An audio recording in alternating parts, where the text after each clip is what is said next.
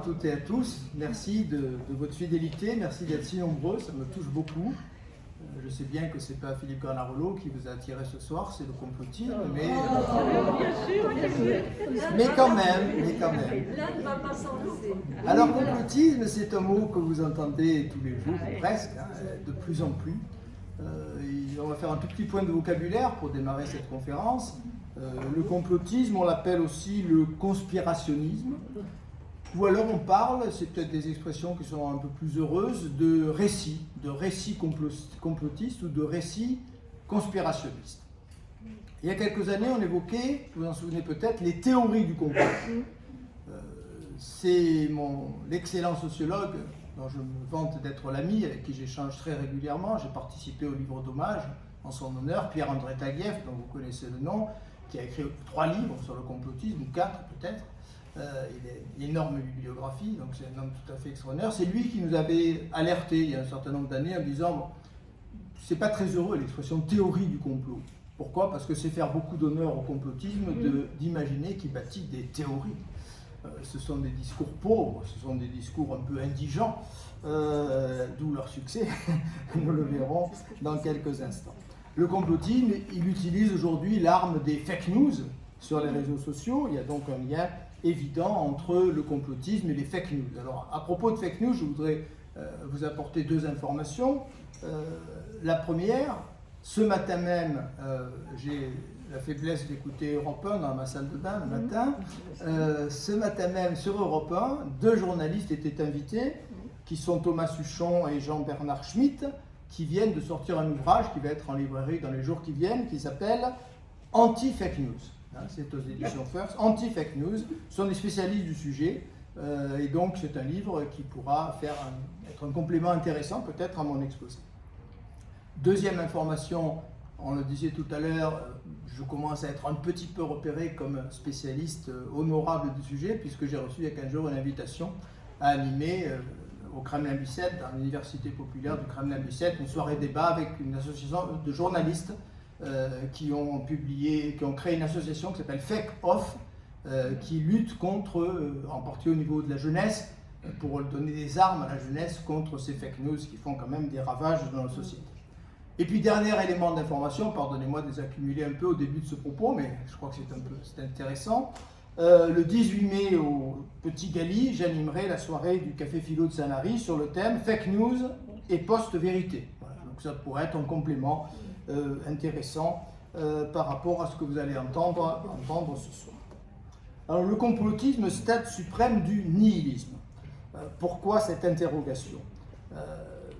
Parce que le complotisme ou conspirationnisme, ça m'apparaît, et je ne suis pas le seul, comme l'un des principaux symptômes de ce qu'on peut appeler le nihilisme. Je le définirai plus avant tout à l'heure dans ma conférence, mais tout le monde a entendu plus ou moins parler du nihilisme. Un terme qui est apparu au XIXe siècle en France et en Allemagne, et l'un de ceux qui a vulgarisé ce terme et qui l'a fait rentrer dans le vocabulaire de la philosophie, c'est évidemment mon vieil ami Friedrich Nietzsche. Et donc du même coup, en posant cette question, je me trouve devant une difficulté. En général, il vaut mieux se poser à soi-même des difficultés, on arrive à les résoudre plus facilement que quand elles viennent de l'extérieur. Donc, je suis devant une difficulté qui est la suivante. Comment est-ce que je vais pouvoir interpeller Nietzsche ce soir? Ça sera la 3e et peut-être la partie la plus dense de ma conférence. Comment vais-je pouvoir interpeller Nietzsche pour en faire une arme contre le complotisme, alors que Nietzsche, c'est le philosophe qui a fait rentrer cette idée de nihilisme, qui a annoncé le nihilisme de notre société, et que Nietzsche est surtout celui qu'on peut considérer comme le meurtrier de la vérité. Nietzsche s'acharne à montrer que ce qu'on avait considéré jusqu'alors comme vérité ne peut plus fonctionner, que c'est quelque chose qui est à bout de souffle, et vous savez que depuis quelques années on parle de post-vérité. C'est le sujet que je traiterai à Sanary dans 3 mois.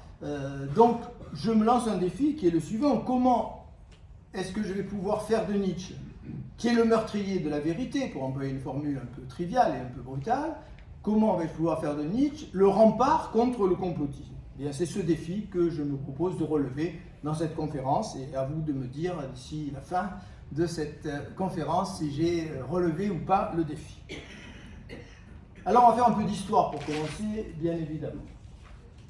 Origine et grand moment des théories du complot. Une difficulté se présente quand je rapproche nihilisme et complotisme, c'est que le nihilisme, même si j'apporterai des nuances à ce que je vais dire maintenant, est relativement récent. C'est une notion qui apparaît au XIXe siècle, je le disais tout à l'heure, et Nietzsche lui-même considère qu'il prend tout son essor, en quelque sorte, au XIXe siècle, même s'il le fait remonter plus avant dans le temps, alors que le complotisme semble avoir toujours existé d'une certaine manière. Il y a toujours eu un certain conspirationnisme dans les sociétés, en tout cas depuis que l'on connaît le fonctionnement de ces sociétés. Alors qu'en est-il en réalité? C'est une première question que nous allons poser. Est-ce que les hommes ont toujours cru, de tout temps, de toute éternité, que des puissances obscures manipulaient les hommes, manipulaient l'humanité, manipulaient le destin de l'humanité? Est-ce que c'est une croyance qui a toujours existé à des degrés divers dans l'histoire des civilisations? Doit-on y voir une forme de foi, au fond, presque de religion, et je reviendrai sur cette thématique de la religion. Donc en un sens, oui. En un sens, oui, on a toujours été complotiste. Il y a toujours eu, à des degrés divers, des récits complotistes, alors que le nihilisme est beaucoup plus récent. Mais au sens étroit du terme, au sens strict du terme, au sens où on emploie aujourd'hui le mot complotisme, le complotisme est récent. Il a même une date de naissance. Il a même une date de naissance extrêmement précise, c'est la fin du XVIIIe siècle. Et c'est une invention française. Peut-être pas s'en flatter, mais c'est une invention française. Le premier discours conspirationniste de tous les temps, pour ainsi dire, c'est un ouvrage publié en 1798 par l'abbé Augustin de Baruel, un religieux, qui s'appelle Mémoires. Vous avez ici une édition qui n'est pas tout à fait l'édition originale, c'est une réédition. Il a eu un succès fou, ce livre, il a été réédité des dizaines de fois, ensuite tout au long du XIXe siècle. Mémoires pour servir à l'histoire du jacobinisme. C'est donc à cette époque-là, avec l'abbé de Baruel, j'y reviens dans quelques secondes, et avec d'autres récits également, que naissent au fond les premiers récits complotistes. Alors comment les expliquer? C'est relativement simple. On est devant un événement immensément traumatique. Une première, au fond, dans l'histoire des hommes, même si les Anglais avaient quand même pendu leur roi un siècle et demi auparavant, c'est quand même un acte mémorable et spectaculaire que d'avoir décapité un roi de droit divin, une monarchie qui avait 1000 ans. Donc on est devant un événement traumatique, l'effondrement de cette monarchie de droit divin, qu'on croyait éternelle. Et donc pour expliquer un tel événement, on fait appel à des forces occultes, à des forces malfaisantes, à des forces extrêmement puissantes, autant puissantes que cachées, autant cachées que puissantes. Et les premiers discours conspirationnistes vont cibler en particulier la franc-maçonnerie, mais pas seulement la franc-maçonnerie. Au fond, les mémoires pour servir à l'histoire du jacobinisme, on peut dire que c'est la naissance du premier récit complotiste. Que nous dit dans ce livre l'abbé de Baruel? Il nous dit que la révolution n'est ni une révolte ni une révolution. Vous connaissez tous la réponse de Louis. Est-ce une révolte? Non, c'est une révolution, sire. La phrase qu'on prononce devant Louis XVI, quand les Français prennent la Bastille ou quelques jours après. Non, ça n'est ni une révolte ni une révolution. C'est le fruit d'une conspiration antichrétienne qui remonte à très très loin, qui est animé par des groupes, certains relativement récents, d'autres beaucoup plus anciens. Donc on a, si vous voulez, découvrir tous les groupes soupçonnés par le conspirationniste Baruel, eh bien vous les trouvez tout au long du livre. Ce sont les Rosicruciens, les Rose-Croix, qui sont derrière tout ça. Ce sont les Templiers, qui n'ont pas disparu, selon Baruel. Et puis beaucoup d'autres encore. Les Illuminati, j'y reviendrai dans quelques secondes. Au fond, le livre de Baruel, on pourrait dire que c'est le prototype. C'est le prototype qui contient pratiquement tous les ingrédients. Donc c'est un modèle, entre guillemets, bien sûr. Je n'en fais pas l'apologie, loin de là, mais c'est un modèle qui contient pratiquement tous les ingrédients qu'on va retrouver dans les siècles suivants, dans tous les discours conspirationnistes. Qu'est-ce qu'on y trouve? On y trouve une idéologie réactionnaire. Alors je ne prends pas ce mot au sens politicien, hein, je le prends au sens étymologique. Et ce n'est pas forcément une injure. Le réactionnaire, c'est celui qui dénonce une évolution qui, selon lui, est mauvaise et qui veut retourner à un stade antérieur. Aujourd'hui, vous avez des réactionnaires, par exemple, qui sont très nombreux. J'espère faire de peine à personne. Ils sont aussi nombreux, les réactionnaires, même plus nombreux, à gauche qu'à droite. Je ne ferai pas de commentaires, on en discutera si ça vous intéresse. Le réactionnaire, c'est quelqu'un qui veut revenir à une forme ancienne, avant la mondialisation, avant l'Europe, avant ceci ou avant cela. Bon. Eh bien, on a un discours éminemment réactionnaire, évidemment, puisque l'abbé de Baruel veut nous ramener avant la Révolution française. On a une fausse objectivité, c'est-à-dire qu'on a un discours qui est bourré d'informations plus farfelues les unes que les autres, mais qui sont présentées sous une apparence d'objectivité. Et puis on a, troisième ingrédient qu'on va retrouver, un langage haineux. Il y a une haine extraordinaire qui transpire dans toutes les pages des mémoires sur le jacobinisme de Baruel. On peut citer un très bon historien des religions, qui est très jeune, comme sa photo l'indique, même si elle date de quelques années, qui est Emmanuel Kreis, qui a écrit un très bon livre qui s'appelle « Enquête sur les théories du complot ». J'en ai extrait une phrase que vous avez sous les yeux, je vous laisse prendre connaissance de cette phrase, mais je vais vous lire tout le paragraphe, même s'il n'est pas très long, parce qu'il est tout à fait intéressant et je vais le commenter au fur et à mesure. Que me dit Emmanuel Kreis? Avec la Révolution française, commence l'ère de l'incertain et de l'indécis. Donc on entre dans ce que les hôtesses d'Air France appellent une zone de turbulence. L'histoire n'obéit plus au plan divin. La société se trouve livrée à elle-même sans vérité transcendante. Je crois que cette remarque est très très pertinente. On avait une vérité avec un grand V. Cette vérité était partagée par tous. Un Dieu transcendant conduisait l'histoire des hommes, et puis tout d'un coup, il semble abandonner le genre humain. Ce sont des hommes et des hommes malfaisants qui reprennent les choses en main et qui guident l'histoire des hommes. Expérience traumatisante, écrit Kreis, vue comme contredisant l'ordre naturel. La révolution ne peut être le fruit que d'une conspiration totale, omnisciente et omnipotente. Très intéressant.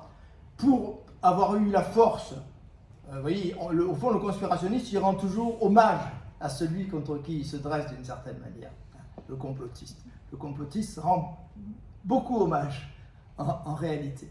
Pour avoir eu la force de lutter contre le plan divin, il faut quelque chose d'aussi puissant, d'aussi fort, d'aussi omniscient que Dieu lui-même.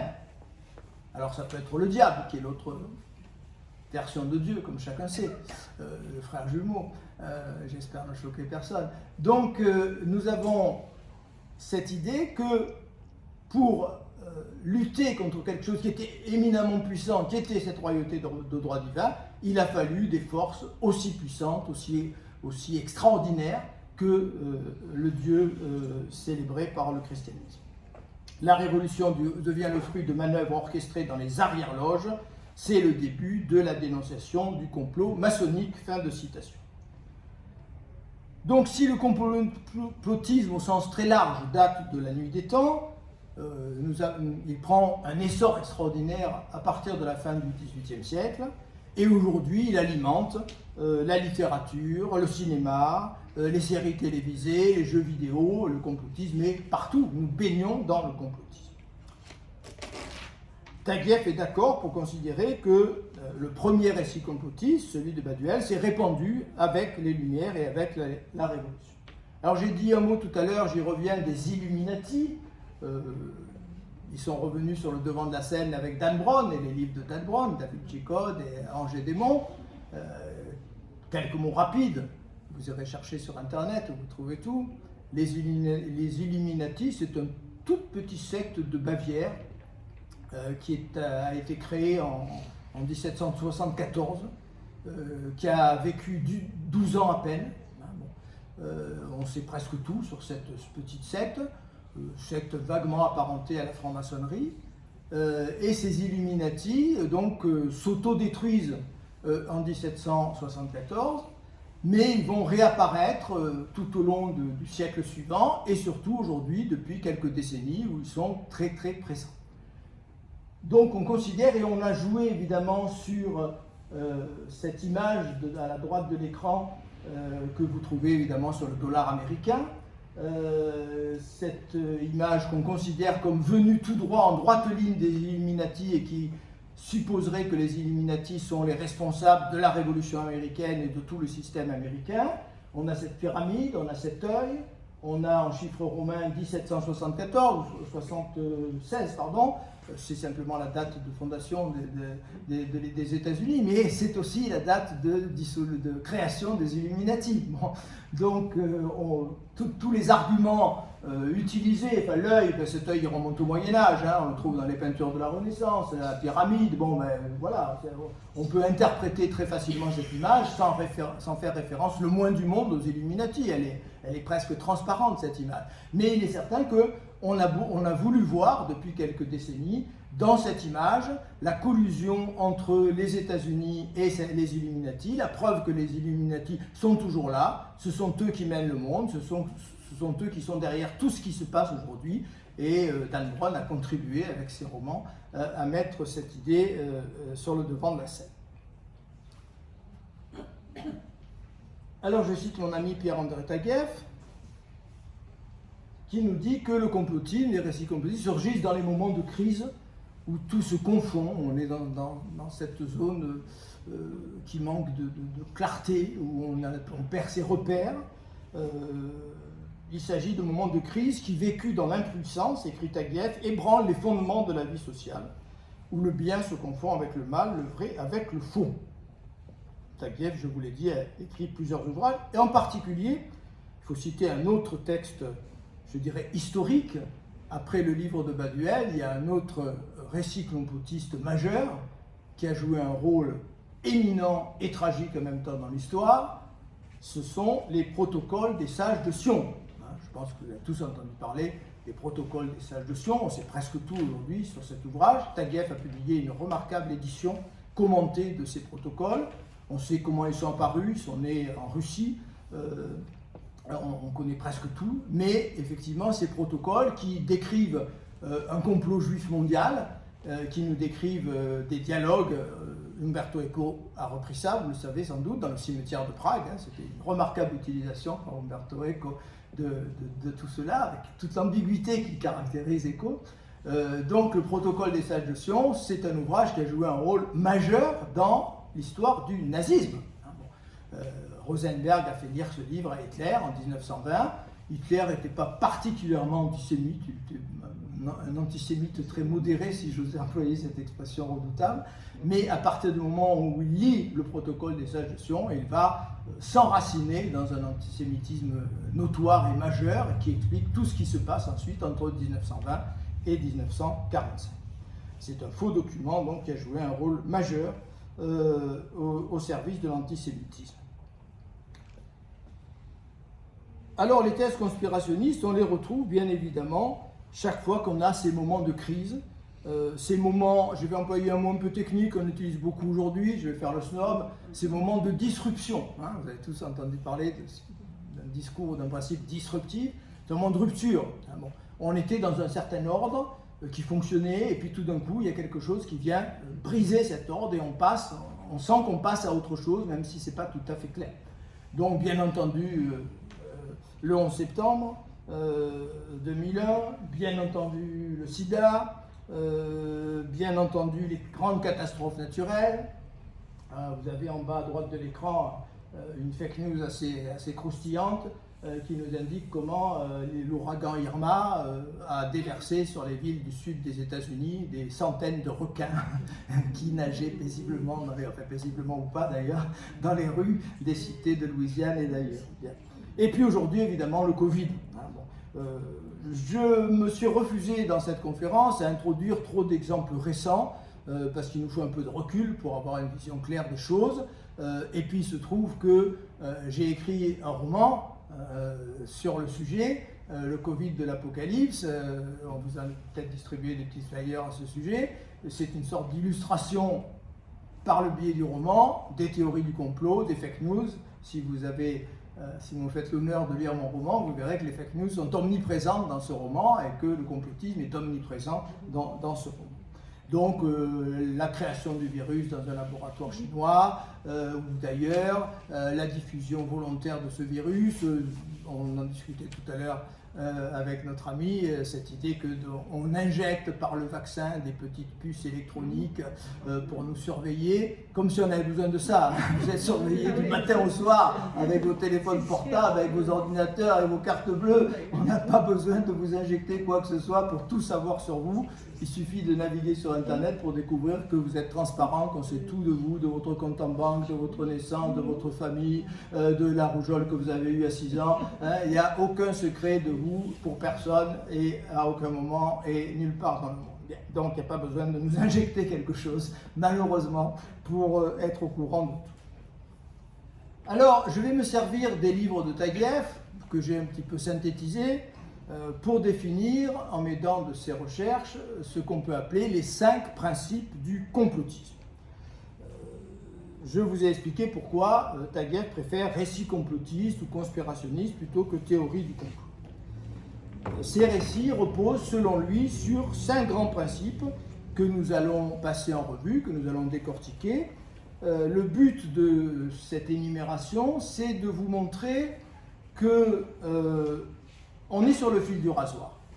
C'est-à-dire que la séduction que le complotisme opère, en particulier, vous le savez, sur les jeunes générations, c'est assez redoutable, est liée au fait qu'on est vraiment sur le fil du rasoir, puisque les principes que nous allons passer en revue, il suffit d'un cheveu pour qu'ils deviennent des principes de raison, des principes philosophiques, des principes de doute, des principes de libre pensée.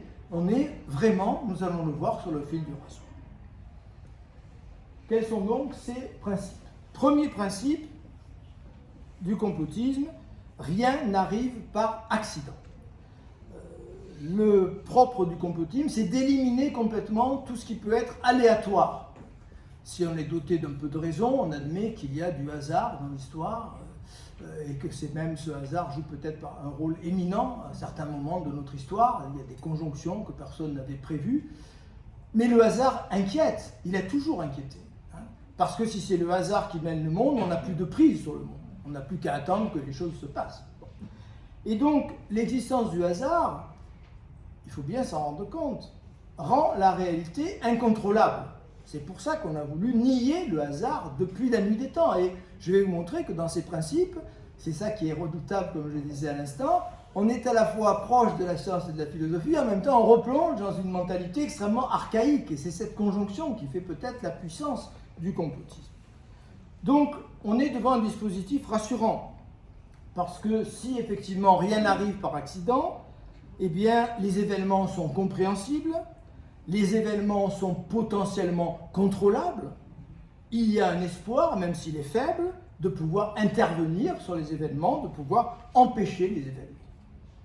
Autrement dit, la vision complotiste est utile, elle protège de l'angoisse. Si c'est le hasard qui est la cause, on est dans une angoisse folle parce qu'on ne sait pas demain comment les choses vont se produire. Nous sommes dans un monde qui est soumis, vous le savez, à un flux d'informations. Certains ont parlé d'un tsunami, j'aime bien cette expression. Un tsunami de data, c'est une expression que j'ai trouvée dans un ouvrage sur l'intelligence artificielle. Un tsunami de data. Nous sommes submergés par des données et par des informations complexes que nous avons du mal à intégrer et à décrypter même, tout simplement. Et donc nous sommes dans un univers qui est soumis à l'incertitude. L'univers complotiste a le mérite d'être simple. Il nous apporte des clés, il nous apporte la clarté, la simplicité dans ce monde un peu terrifiant où nous sommes submergés par des données que nous n'arrivons pas à assimiler. Chacun des événements, chacun des phénomènes fâcheux que dénonce le complotiste, la guerre, le chômage, la pauvreté, les pandémies, l'assassinat d'une personnalité, l'attentat comme celui du 11 septembre 2001, tous ces événements ont une cause unique. C'est prodigieusement rassurant. une cause unique. Et cette cause unique, c'est l'action volontaire d'un petit groupe malfaisant, dénoncé comme l'incarnation du mal. Et donc, vous voyez, l'espoir qui se dessine aussitôt, il suffit de le savoir et de s'en prendre à ce groupe malfaisant et de l'anéantir pour que nous vivions dans le paradis sur terre. Alors que si les événements sont multiples, multifactoriels, pour employer un terme un peu technique, les choses sont infiniment plus compliquées.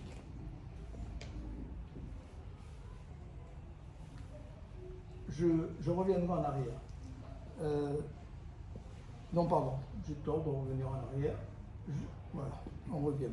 Je cite une formule d'un spécialiste du complotisme, qui est Norman Cohn, qui écrit « La première forme de l'antisémitisme fut l'antisémitisme démonologique, c'est-à-dire l'idée que le judaïsme est une organisation conspirative, placée au service du mal, complotant sans trêve la ruine du genre humain. » C'est ce qu'on trouve dans le protocole des sages de Sion, c'est ce qui a alimenté toute la propagande nazie et qui a conduit à l'Holocauste.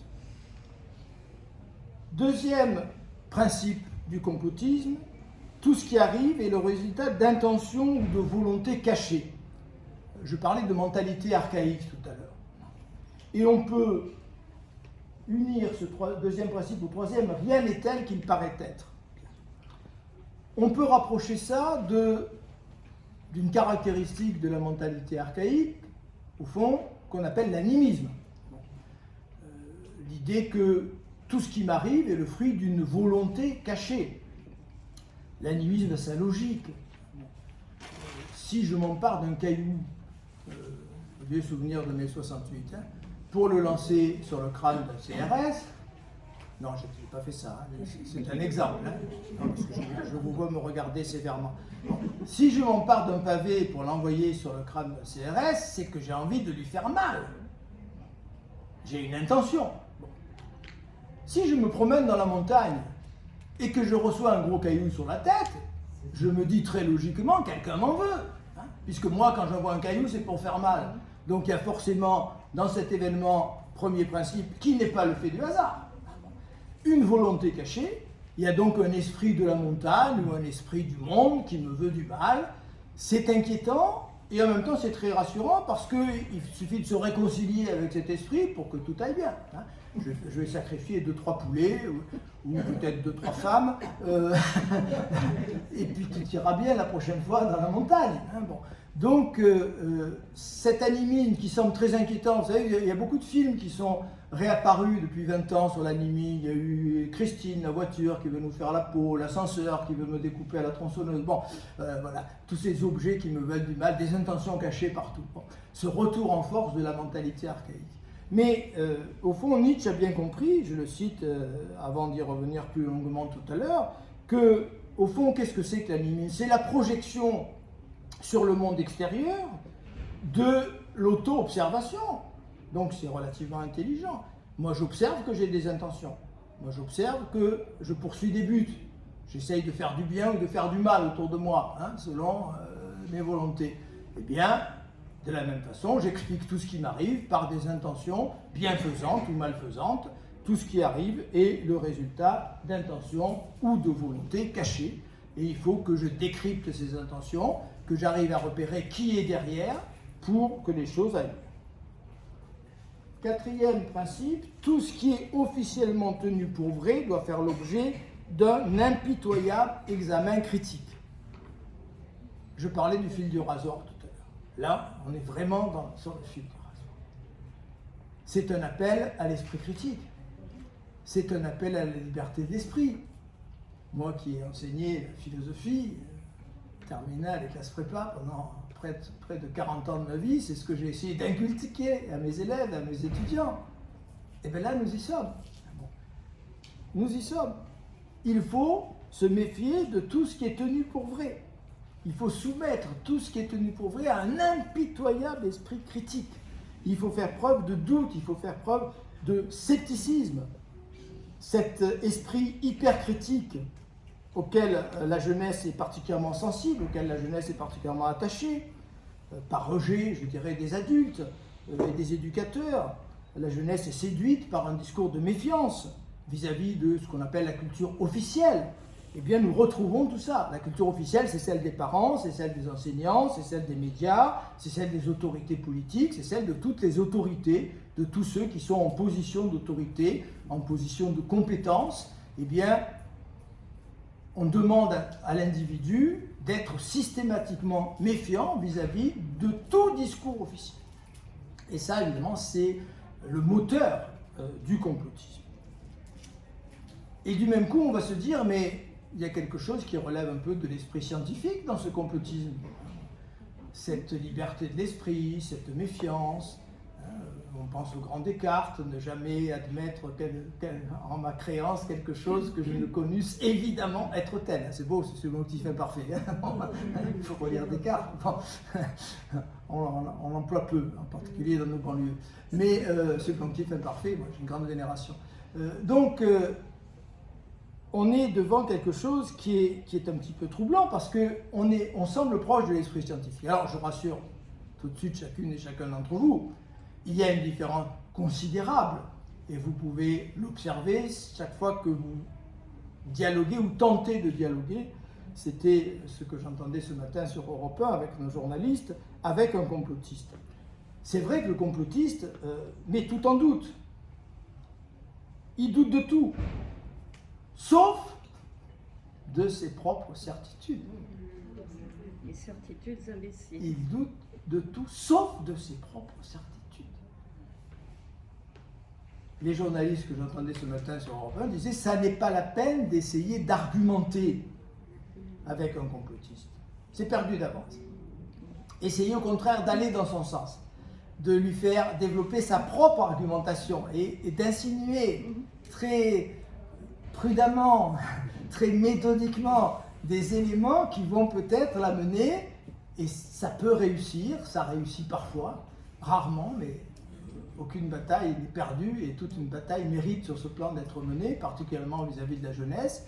Eh bien, on peut insinuer justement ce doute, puisque le complotiste sait pratiquer le doute, amenons-le à pratiquer le doute sur ses propres certitudes, d'autant plus que ce sont des certitudes bien souvent grossières et bien souvent stupides. Donc, instillons le doute, usons de sa capacité à douter pour l'amener à douter de ses propres certitudes. Il y a donc ici un abîme qui sépare l'esprit scientifique, qui sait manier des hypothèses, qui sait les réfuter, qui sait manier ce que le grand Karl Popper appelait la falsifiabilité. J'essaye de mettre en question mon hypothèse, j'essaye de la réfuter par des expériences, des observations, et tant qu'elle résiste, eh bien, je dis qu'elle est acceptable, jusqu'au jour où une autre expérience montrera qu'il faut changer d'hypothèse et la remplacer. On est toujours dans le provisoire, évidemment, au niveau du scientifique. Là, on n'est pas dans le provisoire. Le complotiste a des certitudes définitives. Il a la clé, il a compris. Du même coup, on pourrait, si vous voulez, je le ferai sans doute dans mon intervention parisienne dans un mois, il y a quelque chose qui a précédé d'une certaine manière les fake news, qui est la rumeur. Il y avait un magnifique livre de Cap Ferrer, qui était professeur à HEC sur la rumeur. La rumeur, le plus vieux média du monde. C'est un livre absolument remarquable. Que disait Cap Ferrer, le sociologue Cap Ferrer, à propos de la rumeur me donne une puissance. Vous n'avez rien compris à ce qui se passe, moi je sais. Moi j'ai la clé. Et le complotiste, c'est un peu cela. Vous êtes des demeurés qui ne comprenez rien, vous vous laissez manipuler par les médias, et vous vous laissez manipuler par le discours officiel. Moi, j'ai su rejeter ce discours officiel et j'ai su aller chercher la clé, la vérité, qui explique tout ce qui se passe. Et je suis donc dans un état, dans une position de supériorité considérable par rapport à vous d'essayer de me rejoindre si vous le voulez, ou de rester dans votre ignorance si ça vous fait plaisir. Et enfin, dernier principe, tout est lié ou connecté, mais de façon occulte. Alors ça, c'est intéressant. Avant d'y revenir, je voudrais illustrer ce dernier principe par ce qu'écrit un autre bon spécialiste, qui est Bratish, qui a écrit un ouvrage qui n'a pas été traduit en français en 2008, Conspiracy Panics, Political Rationality and Popular Culture. Que dit-il dans ce livre? Je le cite. Il dit: le complotisme est une imitation de raison. Très intéressant. Imitation de raison. Il ne se présente pas comme quelque chose d'en dehors de la raison. C'est une imitation de raison qui demande donc une vigilance constante. Le style paranoïaque dans sa forme intérieure populiste n'est pas simplement exilé à l'extérieur du discours politique normal, c'est un danger qui menace constamment de l'intérieur. Ça, c'est une très belle formule. Bien qu'il soit relégué à la marge de la pensée officielle, il est également parmi nous, tapi, au sein de la nation, dans son cœur, au sein de la population. Ce n'est pas nous, mais cela pourrait être n'importe qui. Alors, l'adjectif paranoïaque est extrêmement intéressant. Quand j'ai fait mes études de philosophie, on avait un certificat de psychopathologie. J'ai eu la chance de suivre les cours d'un remarquable psychiatre à Nice qui s'appelait le professeur Darcourt. Et c'est le professeur Darcourt qui m'a appris, je ne l'ai jamais oublié, comment les psychiatres appellent la paranoïa. Vous le savez peut-être, certains d'entre vous, le délire logique. Le délire logique. Un paranoïaque ne se contredit jamais. Vous, il vous arrive de vous contredire, je vous rassure, donc vous êtes un parano. Hein? Le paranoïaque ne se contredit jamais. Il a une mémoire d'éléphant. Il construit un discours, mais sur une base délirante. Tout le monde m'en veut, tout le monde cherche à me faire la peau, et j'argumente sans jamais me contredire, si bien que la première chose que font des psychiatres quand ils reçoivent un paranoïaque dans leur cabinet, c'est une enquête de police. Parce qu'après tout, peut-être que le paranoïaque est visé la victime d'un voisinage qui veut le pousser dans la cage d'ascenseur ou dans l'escalier, lui faire la peau. Bon, délire logique. Eh bien, c'est ce que dit Bratisch ici. Nous sommes devant une forme paranoïaque qui est extrêmement puissante, mais du même coup, ce délire logique, il menace au fond chacun d'entre nous. Nous sommes tous un peu paranoïaques. La paranoïa est une sorte de tendance inscrite au plus profond de l'esprit humain, chez chacune et chacun d'entre nous. Donc c'est ce qui fait la force du complotisme. Tout est lié, connecté, mais de façon occulte. L'individu qui est relativement extérieur à la paranoïa ne cherche pas sans arrêt des liens ou des relations ou des connexions cachées entre les choses. Celui qui a cette mentalité paranoïaque est aux aguets. Il cherche sans arrêt des signes, il cherche sans arrêt des preuves de liaison, quelque chose qui lui montre qu'il a raison de penser que. Donc le paranoïaque résonne parfaitement sur une base un peu délirante, et c'est exactement ce qui se passe au niveau du conspirationnisme. Cette dernière phrase également, j'en fais un dernier commentaire, tout est lié ou connecté, fil du rasoir à nouveau. Si vous lisez les très belles pages que Nietzsche a consacrées à l'origine grecque de la philosophie, il parle de ces philosophes qu'on appelait les présocratiques, et il parle en premier lieu de Thalès. Thalès, qui est à la fois le géomètre, qui a inventé un théorème sur lequel on a tous souffert au lycée, et un physicien au sens grec du terme. Or, que dit Thalès? Le texte de Nietzsche est passionnant. Thalès a une intuition, dit Nietzsche, une intuition que tout est lié précisément, que derrière la diversité des phénomènes naturels, il y a un élément fondamental, et pour Thalès c'est l'eau. L'eau est le principe et l'origine de toute chose. Bon, tout vient de l'eau. Et donc, cette intuition de Thalès, elle est presque complotiste, d'une certaine manière. Bon, je fais injure à Thalès en disant cela, mais ce qui peut être philosophique chez Thalès va devenir le principe d'un discours complotiste chez le complotiste, puisqu'il va introduire une sorte de clé qui permet de tout comprendre, et c'est ce qu'ont fait les philosophes et les métaphysiciens. Ils ont essayé d'introduire un principe qui est le principe de la totalité, le principe qui éclaire tout. Vous voyez, on est vraiment sur le fil du rasoir, on est devant une sorte d'imitation ou de caricature de la philosophie ou de la métaphysique qui explique en partie la séduction que peut opérer le complotisme. Alors j'en viens à Nietzsche, et je relève ce défi, je vais tenter de relever ce défi dont j'ai parlé. Utiliser Nietzsche comme recours, malgré tous les obstacles qui nous apparaissent, contre le complotisme. Et c'est Nietzsche qui m'amène à dire que le complotisme, c'est un stade ultime du nihilisme. Qu'est-ce que le nihilisme? Cette formule peut nous éclairer. On la trouve dans l'œuvre posthume de Nietzsche. Pourquoi l'avènement du nihilisme est-il nécessaire? Parce que c'est la logique poursuivie jusqu'à son terme de nos grandes valeurs et de nos idéaux. Et il ajoute, parce qu'il nous faut d'abord vivre le nihilisme pour déceler ce qu'était la valeur de ces valeurs. Alors c'est un peu compliqué, je vais essayer de rendre ça le plus simple possible. Quelle est l'idée de Nietzsche? L'idée de Nietzsche est que, ce n'est pas une idée totalement nouvelle, le philosophe Hegel avait eu des idées approchantes, même s'il les a traitées très différemment. Au fond, les civilisations sont mortelles. Elles reposent sur des principes qui fonctionnent bien pendant un certain temps, un certain nombre de siècles, voire de millénaires, et puis ces principes s'épuisent, et la civilisation va finir par s'écrouler et par mourir. C'est un peu ce que nous dit Nietzsche. Nietzsche pense de façon originale l'histoire de la civilisation occidentale. Il considère qu'elle est née sur le sol grec, qu'elle est née fondamentalement avec Socrate et Platon, qui ont rompu avec tout ce qui précédait. Avant Socrate et Platon, les Grecs étaient des amoureux de la vie. Il suffit de regarder leur théâtre, leur sculpture, leur mythologie, des amoureux du corps, des amoureux de la nature. Tout d'un coup, on a un renversement,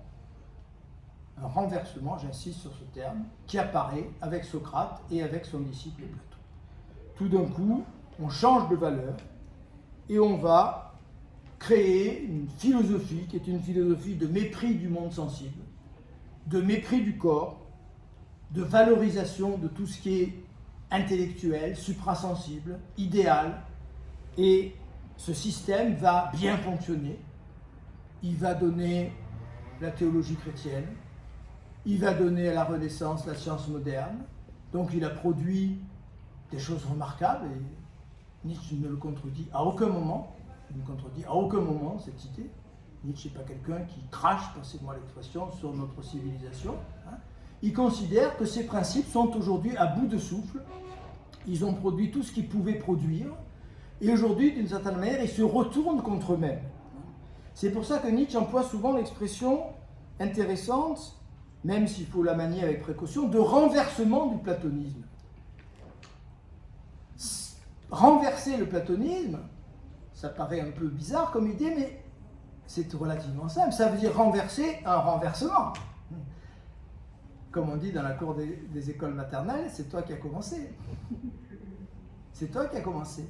Qui a renversé? C'est Socrate et Platon qui ont renversé la vision grecque, l'amour de la nature, l'amour du sensible, l'amour du corps, pour remplacer tout cela par la philosophie idéaliste qui donnera naissance au christianisme et à la science. Bon. Quand Nietzsche nous demande de renverser le platonisme, il nous demande, c'est approximatif encore une fois, mais il nous demande d'une certaine manière de renverser ce renversement, donc de revenir, on parlait de réactionnaire tout à l'heure, revenir en deçà d'une condamnation du monde sensible. Il a fallu 2 millénaires au fond pour mesurer les effets de ces principes. Ils ont produit de bons effets pendant quelques siècles ou quelques millénaires, et aujourd'hui ils nous conduisent. On a un exemple spectaculaire, je vous en ai parlé, j'en ai parlé avec mes anciens étudiants de l'ETL de Bandol, qui est Descartes. Descartes, il est merveilleux, il nous dit il faut devenir maître et possesseur de la nature. Et on en est où aujourd'hui? Il n'y a plus de nature, on casse tout, on détruit la planète, on veut modifier le corps humain, transhumanisme. Bon. Donc on découvre, il a fallu 4 siècles pour qu'on découvre que derrière cette ambition qui paraît merveilleuse de René Descartes, qui est un héritier de Platon, autoroute entre Platon et Descartes, eh bien on découvre aujourd'hui, il a fallu 3 ou 4 siècles et 20 siècles ou plus si on parle de Platon, pour qu'on prenne conscience des effets extrêmement pervers de ces principes. Et c'est pour ça que Nietzsche nous demande de les renverser, ces principes. Ce nihilisme, il faut le combattre. Et c'est là la grande ambiguïté qui fait que Nietzsche est parfois difficile à lire. Voilà ce qu'il écrit dans le cas Wagner. « Je suis autant que Wagner un enfant de ce siècle, je veux dire un décadent. » On retrouve la phrase de Bratiche de tout à l'heure. Je ne suis pas à l'extérieur. Je suis un peu parano comme les complotistes. Je suis un peu décadent comme Wagner. Personne n'est complètement en dehors de la société ou de la civilisation à laquelle il appartient. C'est se leurrer complètement de croire qu'on est une sorte d'esprit supérieur qui prend une distance totale avec tout ce qui l'entoure. J'ai reçu une éducation, j'ai reçu des principes, je suis baigné par tout ce qui m'entoure, je baigne dans tout ce qui m'entoure. Bien entendu, je ne suis pas à l'extérieur. Donc, Nietzsche fait cet aveu extraordinaire, c'est la dernière année où il écrit, avant de s'effondrer dans une rue de Turin, comme chacun sait, début 1889, « Je suis un décadent comme Wagner, avec cette différence que moi je l'ai compris, j'y ai résisté, le philosophe en moi y résistait. » Donc, cette phrase, elle est essentielle. Elle est essentielle. Et ce qui fait qu'on a souvent si mal compris Nietzsche, c'est qu'on a confondu précisément description et prescription. Je vais m'expliquer là-dessus. Parce que Nietzsche a annoncé le déploiement du nihilisme. Il n'est pas très optimiste. Il dit « Nous sommes entrés dans le nihilisme pour les 2 ou 3 siècles à venir. » On en a jusqu'à 2300, si ce n'est pas trompé. Il faut patienter un petit peu. Bon. Parce que Nietzsche annonce ce déploiement, certains de ses lecteurs, et même un grand nombre, et peut-être une majorité de ses lecteurs, ont cru qu'il espérait ce nihilisme. On a confondu la description de Nietzsche avec une attente, avec un souhait. Et c'est ce que j'ai défendu tout au long d'un de mes ouvrages sur Nietzsche, 5 scénarios pour le futur. D'un bout à l'autre de ce livre, j'ai essayé de montrer que les contresens majeurs qu'on a fait sur Nietzsche viennent précisément de ce qu'on confond prévision et espérance. Nietzsche est un prophète. Si quelqu'un vous décrit un drame qui va se passer dans 6 mois, il ne le souhaite pas. Il dit voilà ce qui va se passer. Bon, à vous de faire en sorte peut-être que ça ne se passe pas. Donc Nietzsche est le prophète du nihilisme, il n'est pas celui qui espère le nihilisme ou celui qui veut accélérer le nihilisme. Et donc sur ce plan-là, et j'ai regretté de ne lire ce remarquable philosophe qu'après avoir publié mes livres sur Nietzsche, je voudrais vous citer le meilleur philosophe allemand contemporain, qui est Peter Sloterdijk, vous l'avez peut-être reconnu sur cette photo, qui nous dit dans Règles pour le parc humain, l'un des éléments essentiels de la communication paranogène, on retrouve la parano, c'est d'effacer la différence entre prescription et description. Alors ça, c'est un grand regret de ma vie.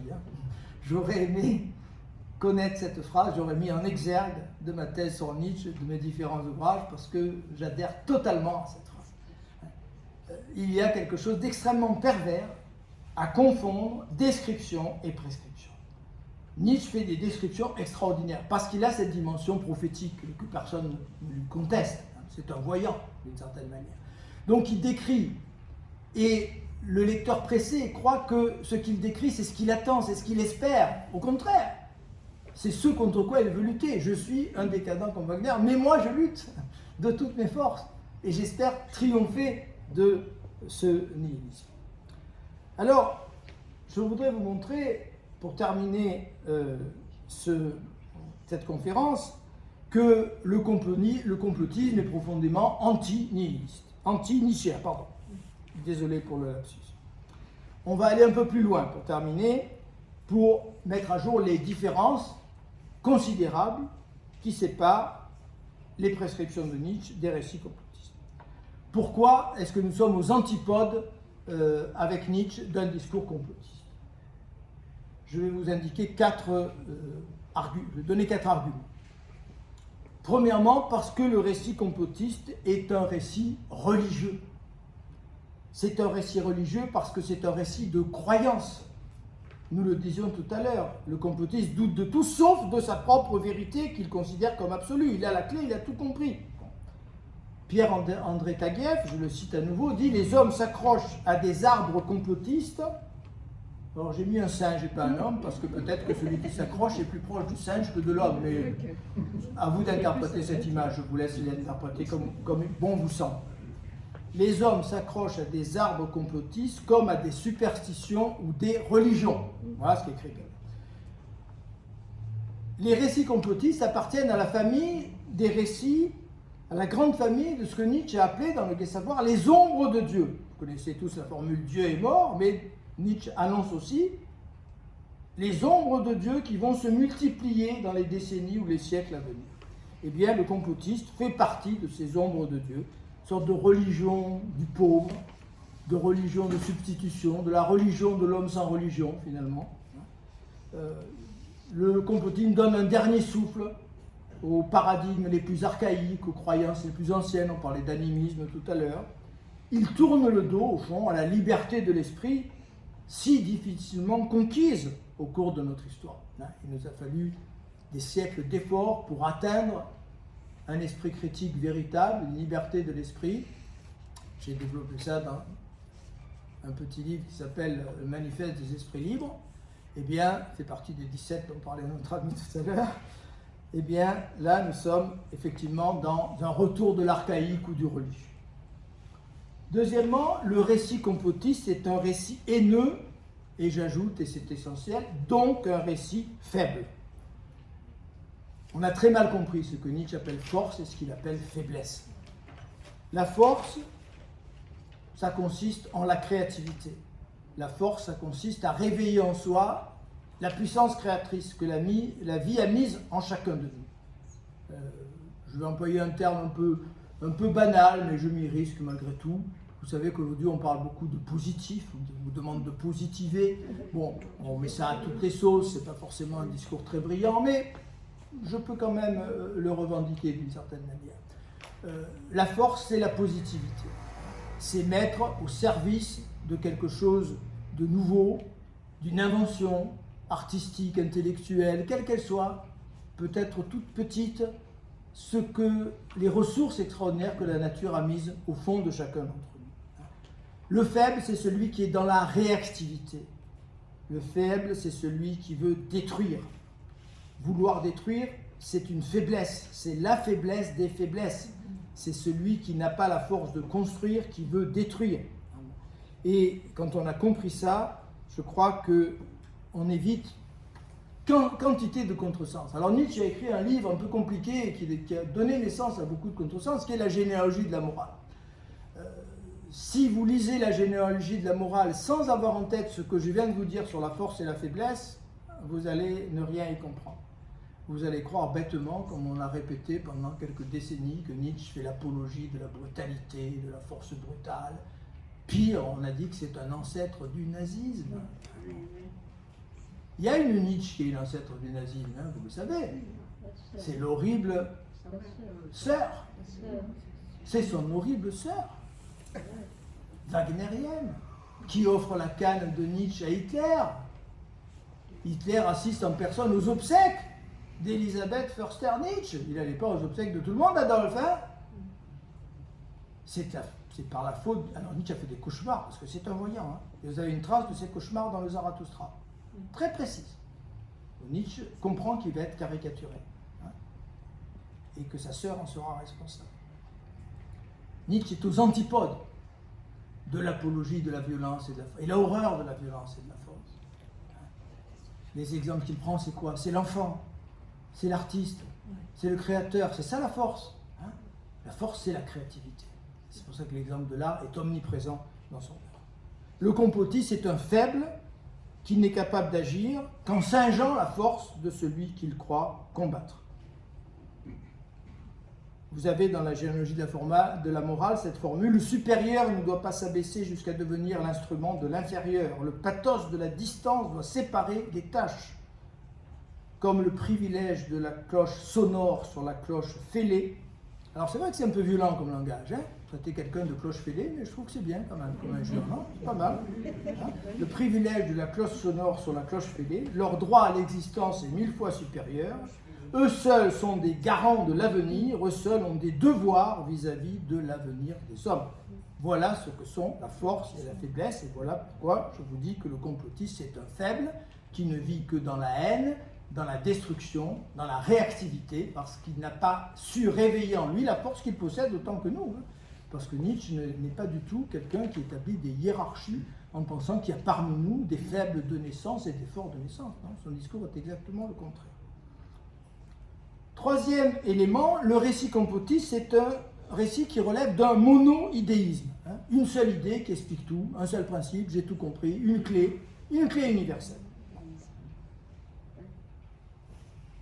Alors, cette clé universelle, on l'a dit tout à l'heure, le savant croit parfois la découvrir, mais il faut nuancer aussitôt. Le savant est dans l'hypothèse, remet en cause en permanence ses hypothèses, est en état de recherche permanente. Nietzsche dit que la science est encore pieuse dans le savoir. Il y a encore beaucoup de religions, on ne s'est pas débarrassé comme ça de l'esprit religieux. Et vous avez un petit texte très intéressant qui parle des physiciens de son temps, des mécanistes, qu'on peut appliquer, je me suis amusé à le faire, presque littéralement aux complotistes. Je vous lis ces quelques lignes. Que seule une interprétation du monde soit légitime, où vous autres subsistiez légitimement, qui n'admettent autre chose que compter, calculer, peser, voire saisir. Ce sont les mécanistes du XIXe siècle. Voilà qui n'est que balourdise et naïveté quand ce ne serait pas de l'aliénation et du crétinisme.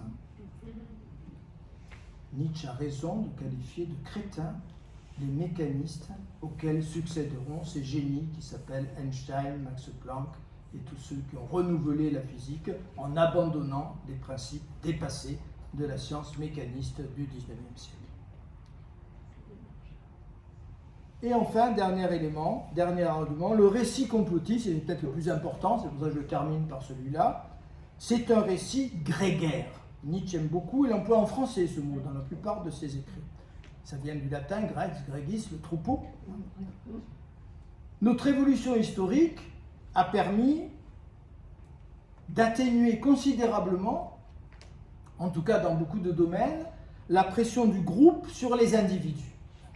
Nous étions des animaux de troupeau, nous étions des hordes de singes. Dans la horde de singes, il est vital pour la survie de groupe de ressentir comme son voisin, de penser comme son voisin, de parler comme son voisin, sinon le groupe est en danger de mort. Je faisais beaucoup sourire mes étudiants, j'espère que je vais y arriver avec vous aussi. Je leur disais, imaginez, nous sommes une petite horde dans la savane africaine et on a mis au point des tours de garde, parce qu'il y a des bêtes féroces la nuit qui veulent nous transformer en hamburgers, même si l'exemple est anachronique. On établit un tour de garde. On se relaie toutes les heures pour surveiller, prévenir le groupe, on a allumé un feu. Et dans le groupe, il y a un poète. Un poète. La bête fauve arrive. Oh, le joli tigre. Jamais vu de pareil. Il est merveilleux. Je vais le dessiner. On se fait tous bouffer. Pas de poète dans la horde. Il nous met en danger de mort, le poète. On le détruit, on le tue. Donc pendant des millénaires, il a été vital pour le groupe de fonctionner à l'unisson, de penser ensemble, de ressentir ensemble. Et puis l'évolution des choses a fait que petit à petit, cette pression a pu s'affaiblir.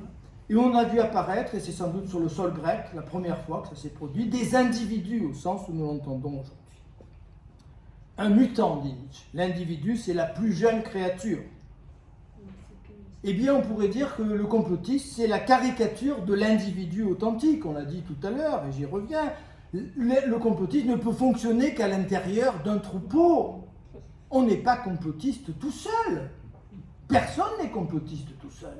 On est complotiste au sein d'une horde de complotistes où on partage la même croyance, le même credo, la même certitude qu'on ne remet jamais en cause. On s'est aperçu qu'un des travers majeurs des réseaux sociaux, c'est que les individus ne parlent plus qu'à des individus qui pensent comme eux et qui réagissent comme eux. Ce merveilleux outil sur lequel je n'émets pas que des critiques, parce que c'est un merveilleux outil, qui devrait nous ouvrir à l'altérité et à la connaissance, est utilisé à l'inverse, à rebours, pour au contraire enfoncer l'individu dans ses croyances, dans ses opinions les plus scandaleuses, parce qu'il n'entend que des choses qui vont dans le sens de sa propre certitude. Le complotiste est une caricature de l'individu authentique, c'est un animal de troupeau, il a besoin de se rassurer en permanence en se mirant dans le miroir que lui tendent ses frères délirants. C'est un échantillon de ce que Nietzsche appelle la dernière humanité. Alors je conclus. Le complotisme est l'antithèse de l'esprit libre dont Nietzsche a fait l'apologie à partir de 1880 dans Humain trop humain, 78, le gai savoir. Cet esprit libre, il annonce peut-être le surhumain. Quel avenir est réservé aux esprits libres? C'est une question difficile. Est-ce que, comme Nietzsche le pense parfois, l'esprit libre est une sorte d'anticipation d'un type d'humanité qui existera dans quelques siècles ou dans quelques millénaires, un individu achevé, accompli, qui pourra vivre dans son propre monde, qui pourra bâtir ses propres représentations, comme le fait d'une certaine manière l'artiste. L'artiste, c'est un peu l'ancêtre du surhomme parce qu'il vit dans son propre univers. Ou bien est-ce que parmi ces esprits libres, l'un d'eux arrivera à nous imposer, entre guillemets, sans violence bien sûr, à nous faire partager ses créations, ses métaphores, pour nous faire pénétrer dans une nouvelle configuration. Nietzsche n'a jamais tranché entre ces deux hypothèses. Sa conviction unique, elle est énoncée au début d'Ainsi parlait Zarathustra. Il faut lire et relire, c'est une des meilleures façons de comprendre Nietzsche peut-être, le prologue, le sublime prologue d'Ainsi parlait Zarathustra. Zarathustra redescend de sa montagne et il va faire un discours aux hommes rassemblés dans la ville, et il va faire deux annonces, très contradictoires et pourtant liées. Il annonce le surhumain, personne ne comprend ce qu'il dit. Alors Zarathustra dit, puisqu'ils ne comprennent pas, je vais leur annoncer quelque chose qui va leur faire mal. Je vais leur annoncer le dernier homme. Le dernier homme, c'est l'homme petit, rabougri, dégénéré, redevenu l'animal de troupeau que nous avons réussi à ne plus être pendant 2 millénaires ou à peu près. Eh bien, ce sont ces deux voies qui s'ouvrent au fond devant nous, qui sont posées au début du Zarathustra, et entre lesquelles Nietzsche nous demande de choisir. L'avenir de la vérité et l'avenir de la civilisation sera fonction du choix que nous saurons effectuer entre ces deux voies. Merci de votre attention.